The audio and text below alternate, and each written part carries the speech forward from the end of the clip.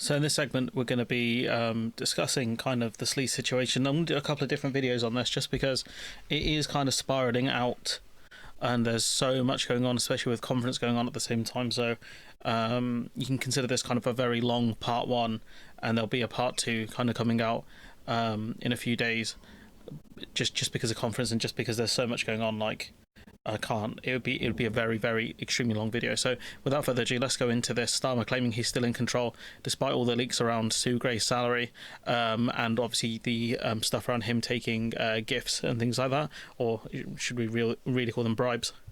Completely in control and focused, and every day the message from me to the team is exactly the same, which is we have to deliver. We were elected on a big mandate to deliver change. Change what though? Like, you haven't really, I know they've only been there for a few weeks, but apart from taking money from pensioners, what have you really changed? I mean, you're not as corrupt as Boris Johnson, I guess, but the problem is people keep setting Boris Johnson and Liz Truss as the bar when you said you were going to deliver change. You said the bar should be higher, really, and so now we're holding you to that standard. Now you and the LS goons seem real mad about it. I'm determined that we're going to do that. I'm really pleased that in 11 weeks we've already done so many things. We've already taken the action to, for example, settle the strikes in our hospitals. So doctors that's the one plus, one of the few that they've done. Are now back in the theatre, carrying out operations, vital if we're going to get those waiting lists down. We've already set up the new housing framework so we can start building our houses. We've already set up Great British Energy. So Great British Energy has not been set up, so that one's not true. Can reduce the legislation hasn't been passed. Our energy bills for good. We've set up a national wealth fund for It's just a rebranding of a Tory idea, anyways. So many things that we've done, and that's where my focus is. That's where the focus of the whole team is. And I mean, the focus of the team is to stop the leaks at the moment. That's something he's spoken about as well. Talking about how his job is to stop the leaks, and in this article, it's a Koonsberg one, but she talks about how Starmer's defending his use of a free corporate box to watch Arsenal. He talked about the politics of service, serving the country, but really this is the politics of self-service. The fact that he's got a corporate box, for the same price he pays for his normal ticket, is kind of ridiculous. In this article they do talk about how Labour aren't going to accept any more free clothes. You've got the Prime Minister, the Chancellor, the Deputy PM, so Starmer, Reeves, and Rayner will no longer accept free clothes.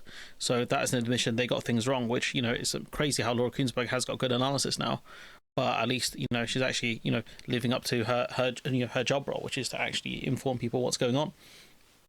And it's true that, that Labour have effectively admitted they were wrong to take these gifts, because it kind of stinks, especially in a situation where you keep talking about how it's going to be a painful budget. The country, there's no more money, and yet here you are raking it in. They're getting freebies, holidays, etc. Like, you're getting so much stuff for free, and yet why the public having to suffer? It doesn't make any sense. So no more donations for clothes. Why they're accepting him in the first place, I have no idea. Again, he's on about over £160,000. The fact that he has to have a donor pay for his glasses and his clothing is just bizarre to me. Like people trying to argue like it costs thousands of pounds for suits and whatnot. No, it doesn't. If it costs that much to look good in a suit, then anyone earning less than £30,000 would look terrible. In any office role that they have to dress smart in. It's just crazy to me. Starmer claiming he's in control after the Sue Gray leaks, so it doesn't look like it. Rayner appears to have breached parliamentary rules by failing to disclose bringing her friend on a New York holiday funded by Lord Ali.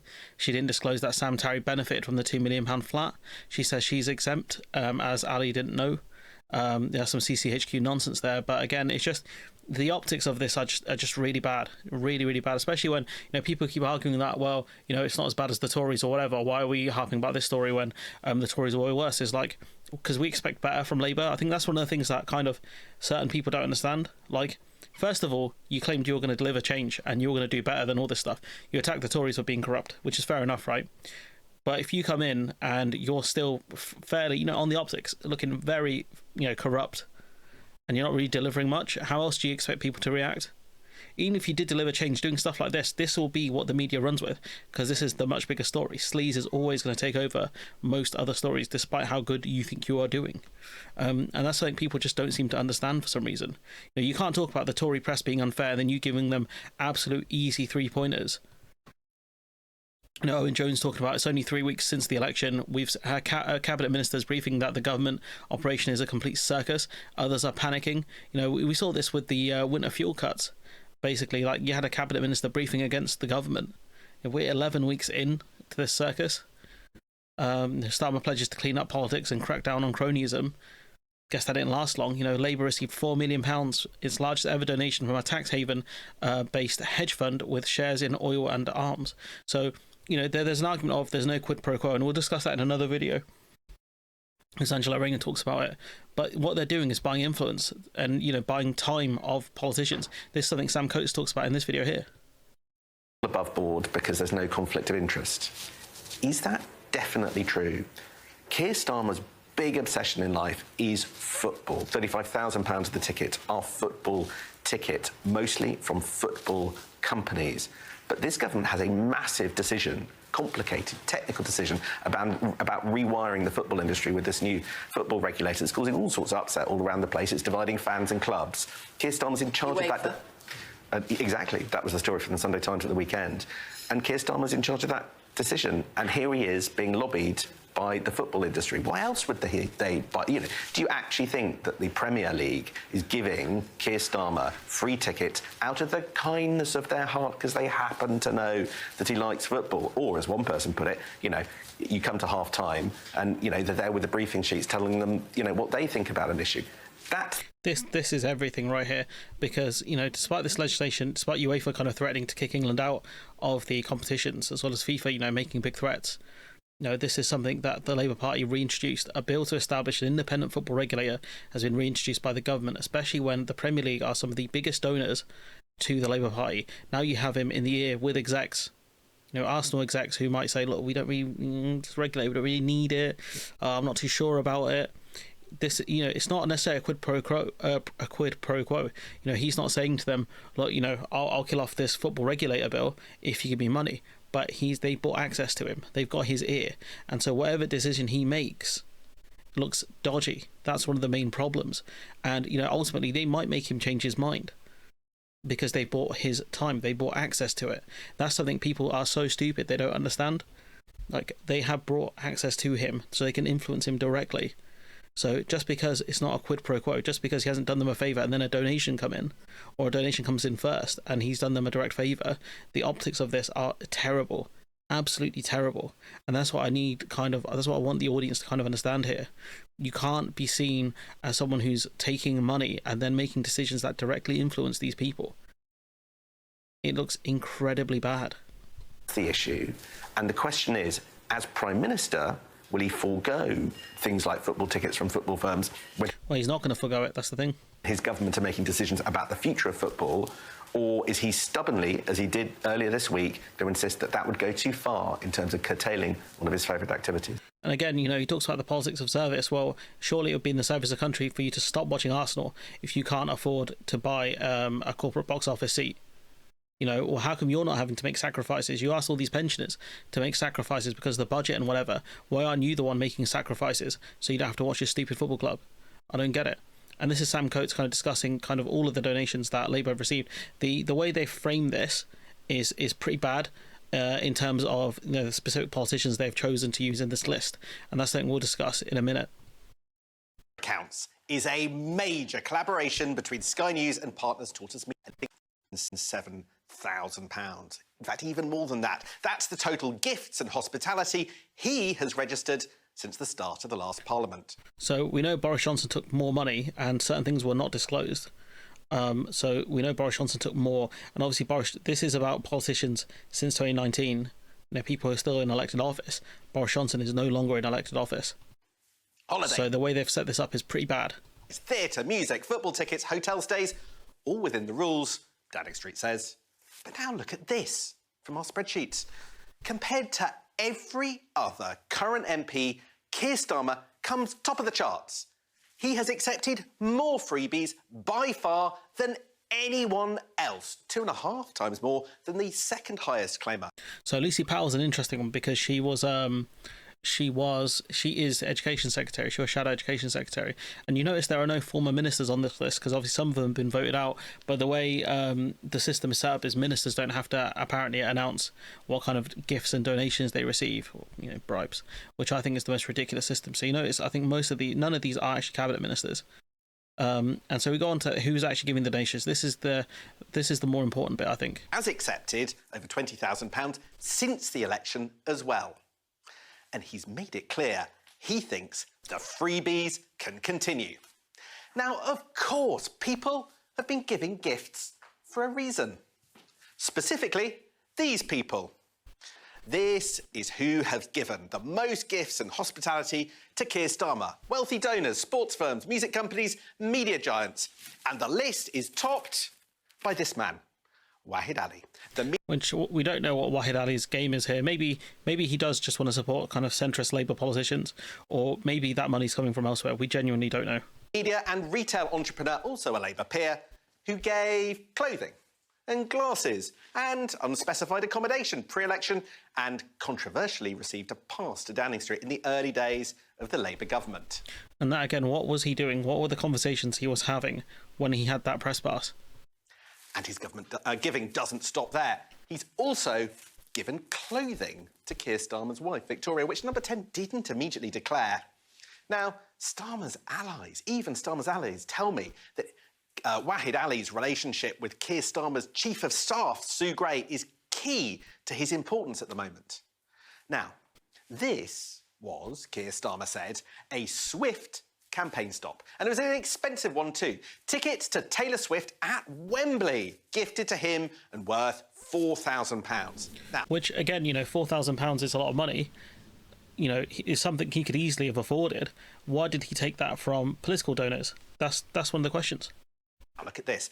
The source of those tickets are one of the Prime Minister's top donors of freebies, the Premier League. They've given over £12,500 worth of tickets. You can see over here what they're for. They're to Taylor Swift and to a lot of football, including the Euros finals. Football. These are far from the only football games the Prime Minister has accepted freebies to see. Look at the total. Keir Starmer has accepted over £35,000 worth of football tickets alone since the 2019... No, I think that's as much as the median income salary of the country. That's how much he's accepted in terms of football tickets. ...election. Some in government worry that there are big decisions on a football regulator being made, and that could mean this is a conflict of interest if he keeps going. 100% it's a conflict of interest, and this is where, again, the goons haven't actually talked about this. This is a direct conflict of interest, given that the government has reintroduced the football regulator bill, and this is something I don't think the clubs want. They don't want an independent regulator.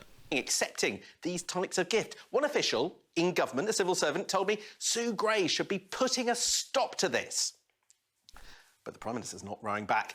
In fact, he told journalists this week, if I don't accept a gift of hospitality, I can't go to a game. You could say, well, that's bad luck. It's not bad luck. It's you've decided to be Prime Minister. You know exactly how much the salary was. You know exactly how much the cost of your tickets are. So you shouldn't go. Again, it's the politics of self-service. If this was under Boris Johnson and he was a massive sports fan, it would get called out. And rightfully so. I genuinely do not get the people who keep trying to claim, this is not that bad. Boris Johnson's way worse. I was there, I covered it and whatever. Where was the media? The media did cover it. That's how you knew. Did the media cover it as extensively as they should have done? No. No, 100% no. Were there endless scandals that kept going from one to the other? Because that's Boris Johnson's strategy. Get involved in a billion scandals, and that way it makes it much harder for the government, for the media to actually hold them accountable. The reason why this scandal is ravaging on for so long is because there's not much else to talk about apart from this. Which you can argue is great. Labour aren't getting involved in as many scandals, which is good. But one of the main reasons this will keep rumbling on is A, it's a very big story. B, I think it resonates with the public. And C, there's not much else going on. And so for the goons to get mad, why do they keep covering this? Why is this still headlines or whatever? You don't understand how news cycles work, evidently. That's why gifts have to be registered. But, never going to an Arsenal game again because I can't accept hospitality is pushing it a bit far. I mean, at the same time, some Labour folk are telling me, asking the question, why can't he pay for the tickets himself? And he could afford it himself. He's wealthy. He's very wealthy. Now, I've learned that Keir Starmer was warned in opposition that his openness to freebies could become a problem. And he did not listen. Now, some of his biggest supporters are beginning to worry. Demands for a tighter political grip in number 10 are now common across the party. All sorts of people are saying this to me, revealing more frustrations at his Chief of Staff, Sue Gray, who we now... Blaming the Chief of Staff, Sue Gray, I mean, he's taking the money. This, again, people are claiming that, the criticism for her salary or whatever is misogynistic. I don't really buy that. I don't think, I think the Prime Minister should make more, whatever, right?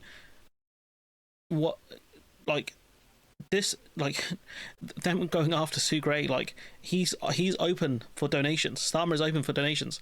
This was before, he even hired Sue Gray. He obviously wants these donations to keep rolling in. Otherwise, he would have stopped it. Blaming Sue Gray is stupid. She can advise him that these decisions are dumb, but, if Mr. Clown here wants to keep taking the money, he's going to keep taking the money, and ultimately she's going to get fired. Now, if she's told him it's a bad idea, and he goes, I don't care, that's on him. It's just like the people who keep blaming the Labour comms team for stuff. Who hired the comms team? Who's ultimately, where does responsibility lie for a bad comms team or a chief of staff that's apparently not doing their job? It lies with the leader. It lies with Keir Starmer.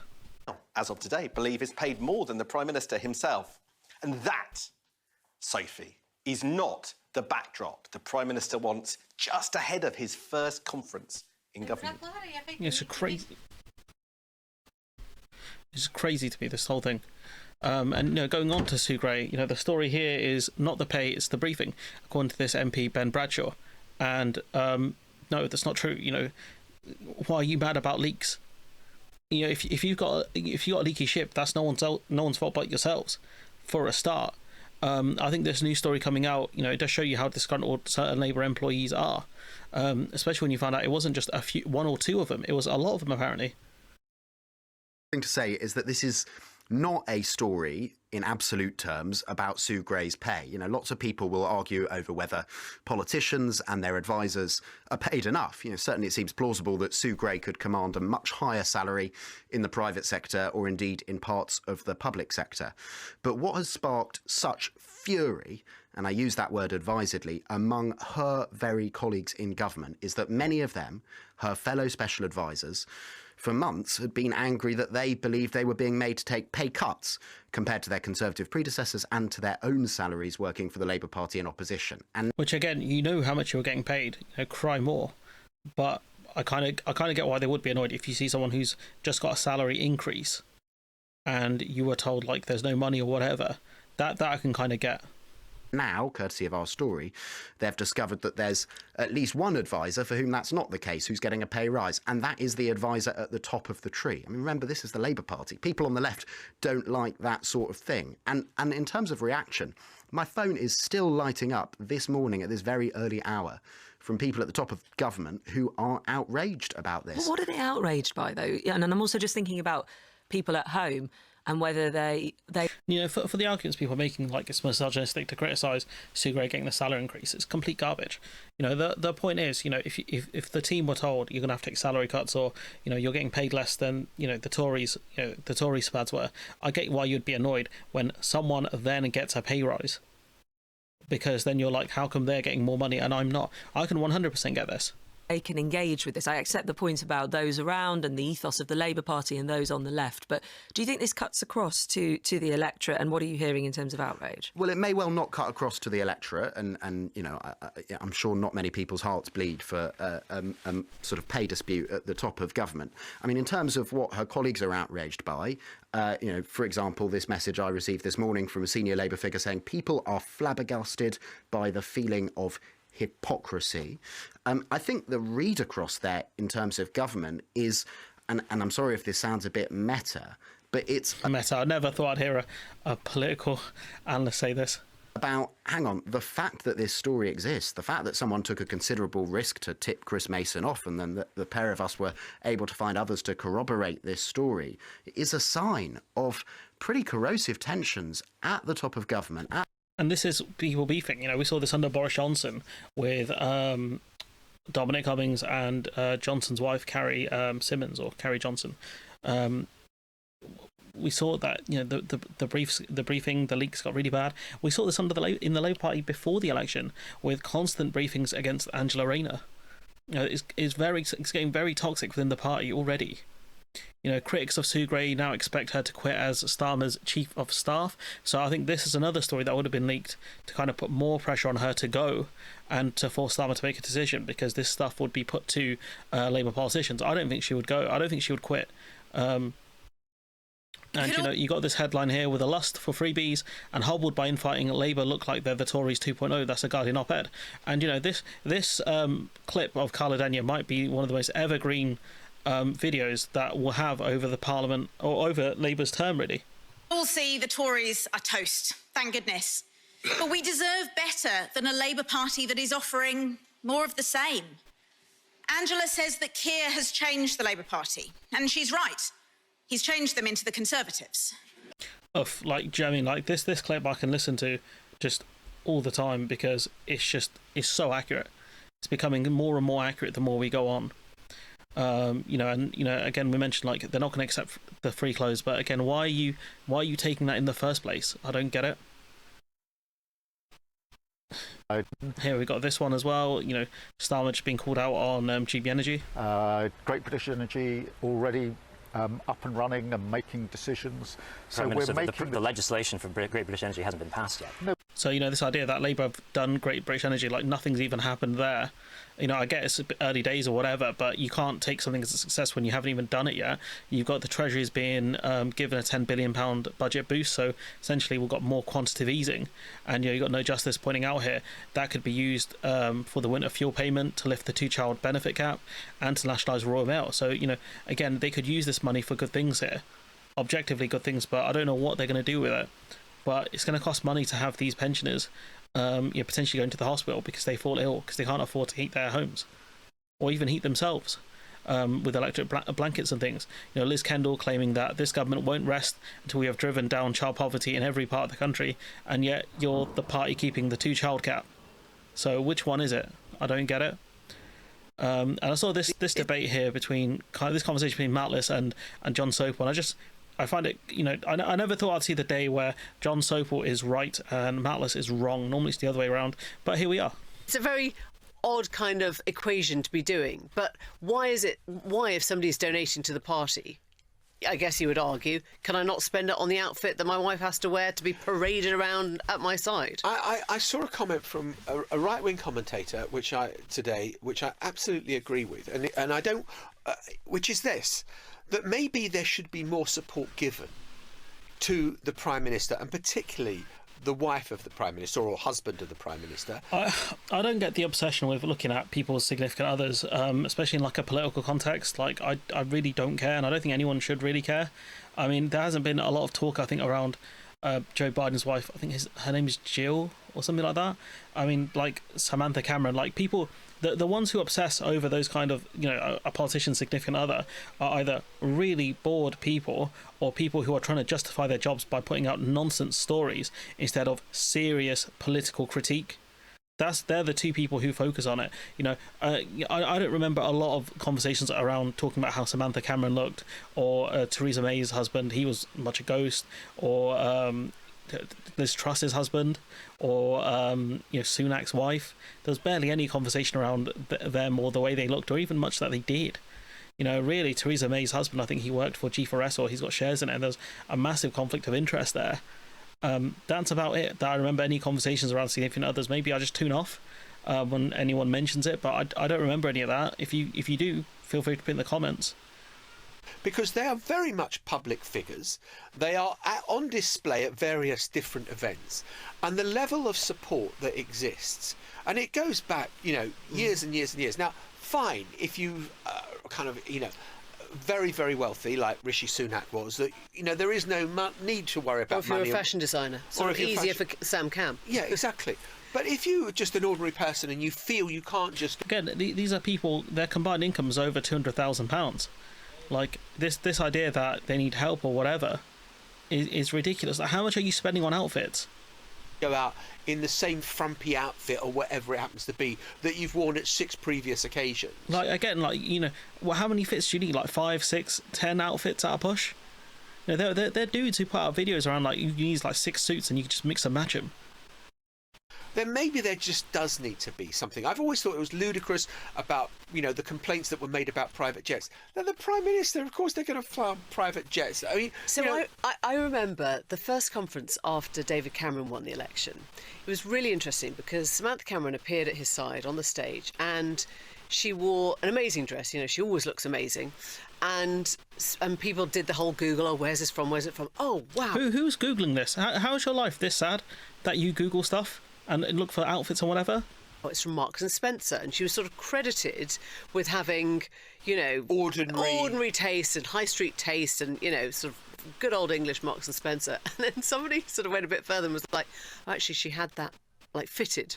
Right, so what you would then spend on the tailoring of an ordinary high street dress is again. I don't know what circles they run in, but you can get alterations done. It's not a lot of money, guys.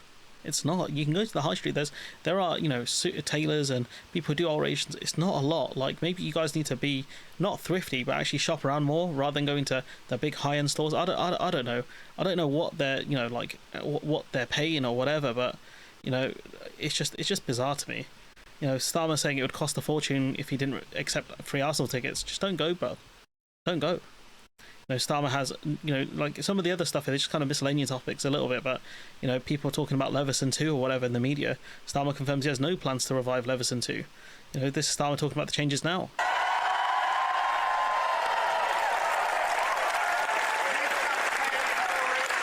The audio is pretty bad for this clip, but, saying we did it, change begins now. What change have you brought? You're looking pretty corrupt. Rayner refuses to give details of donations from Waheed Ali. Rayner and Reeves stated the clothing donations to be office supplies. And this what I mean. Like we'll be talking more about the Labour goons soon in a different video. But like the defence of Keir Starmer is crazy in this context. Greatest friend of the truly corrupt politician, the greatest friend of the riot inciters. For example, the greatest friend of them is the line they're all as bad as each other, because they're really not, which is how today we find ourselves bombarded with coverage of Keir Starmer's declared hospitality. And, this argument of, well, he didn't break any rules, therefore it's fine. Like, just because something is within the rules does not make it right. This is not just about rules and laws. This is about ethics, about morality, morals, that sort of thing, of is the Prime Minister being influenced by these donations, and regardless of if he is or isn't, the kind of the illusion of it or the appearance of it is a massive problem. The fact that he's taking all this money from the Premier League and he's he's going to be the lead on deciding if there's going to be an independent regulator and what kind of powers that regulator might have. It's a huge conflict of interest. And we are supposed to be much angrier than we were about... Again, that's a straw man. No one has said we should be angrier at Keir Starmer than we were at Boris Johnson. That's a beautiful straw man that they probably teach you how to build in private school, because I didn't get taught how to build one of those when I was in school. Boris Johnson's undeclared largesse, one example of which, his flat decoration, exceeded the sum total of everything Keir Starmer has received since becoming leader of the... Well, that's all right then. I'm baffled, this idea that, people are arguing they're all as bad as each other. I haven't argued that. I'm saying he's corrupt. He's not as bad as Boris Johnson. Still pretty bad, though. Still objectively pretty bad. He should not be taking these donations. He should not be taking these bribes. Because everything you touch, the money has tainted it. That's one of the major problems. This from Lisa Nandy. Let's just clear up the freebies issue, shall we? Because yesterday the Prime Minister said that he wouldn't take any more free clothes. Neither would Angela Rayner or Rachel Reeves, who also said that they'd accepted some too. Were they wrong to take them in the first place? All MPs take gifts and donations in kind. And this is what I mean. They're trying to justify the system. If you're that desperately saying, you need to get a big pay increase so you don't have to take these gifts, that you've got a big majority, you stance up to the public and say, look, we're not paid enough as MPs. In order to get rid of this gift culture, this bribe culture, we need to increase our salaries to 200,000, 300,000. You go to the public and you do that then. Stance up and do it. If you're brave enough.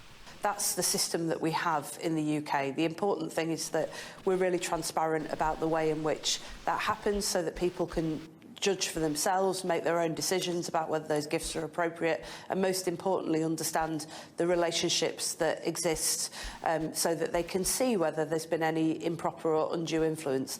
And in all of these cases, I don't think there's been any suggestion that there was improper or undue influence. And that's why we declare these things openly and transparently, so that people can judge for themselves whether they think that that is the correct decision or not. So if nothing was done wrong, why then have they come out and said that they're not going to take freebies in the future? Was it seen to have been a distraction? Well, we certainly don't want the news and the commentary to be dominated by conversations about clothes when we. But if it's not a big deal, it shouldn't be a distraction. You know, you should be able to swat away these questions very easily. You know, it's what Boris Johnson did. He just timed out every scandal he was in, and there was a new scandal that came up. You know, like, he waited most of them out. You know, eventually he got taken out because of the Pincher situation, where he would come up with a defence and it'd be debunked within literally hours. So I just, if it's not that big a deal, then carry on taking the money. If it is a big deal and you've stopped, then it you know, again, the optics of this are so bad because you've gone out to bat for all of these donations and all of these freebies, and now you've caved, and now it makes the situation look worse. It makes it look like, you know, oh, you did something that was wrong. You tried to defend yourself, and then you realised, actually, my defence is pretty bad. Maybe I was wrong, and we'll stop doing it. You just look even more stupid. Have a really positive agenda for this country, but I think that... And again, like this idea of, oh well, because they're doing stuff in government, which they're not really doing much, it makes it okay. You know, that's something Jess Phillips tries to argue. There's a bit more from Nandi to discuss first. To believe that we're living very different lives from them. You know, most people who go into politics, of all political parties, are... Most people don't have, you know, a party donations for 14 grand. Most people aren't getting free Taylor Swift tickets. Most people aren't getting the hospitality box at Arsenal Stadium or the Emirates Stadium. You know, you are living wildly different lives to the ordinary member of the public. You know, and I you know, again, I think politicians should be paid well. Where you draw the line on it, that's up to you.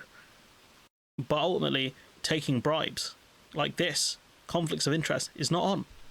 People who want to make people's lives better, and it's important to us that people know that that's what we are as a government, and that we have their priorities absolutely up front and centre of ours. You know, the country's priorities are our priorities. So, you know, I totally get what you're saying, but I also think that the most important thing that our government has done is to be open and transparent about what we're doing. And if I could the tone was wrong. Well, if I could just challenge one thing, I mean, the tone wrong. You know, you said that the Prime Minister had accepted a lot of football tickets, but the truth is that the Prime Minister is a huge football fan. Well, that's all right then. You know, Boris Johnson, huge fan of wallpaper, really bad, ugly wallpaper.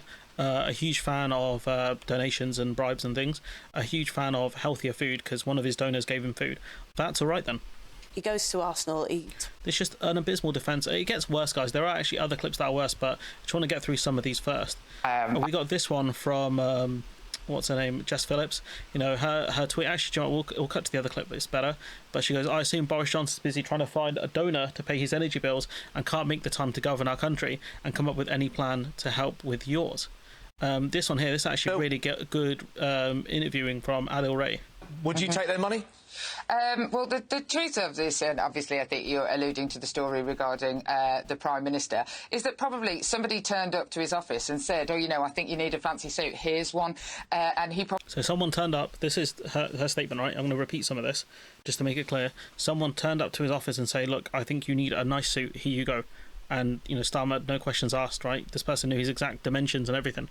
Probably took it. I don't know that he was going out and seeking it. I have to say nobody has offered me any clothes. That's how it happens? Somebody turned up at his office with a suit. I mean, it's thousands of pounds. I mean, that's got to be organised. That's a lot of money. No, but you'd be surprised how many people are obsessed with the way that politicians look and try and give you unsolicited advice about... So we've gone from someone turning up to his office with a suit saying, here you go, to do you know how many people give you unsolicited advice about how you look?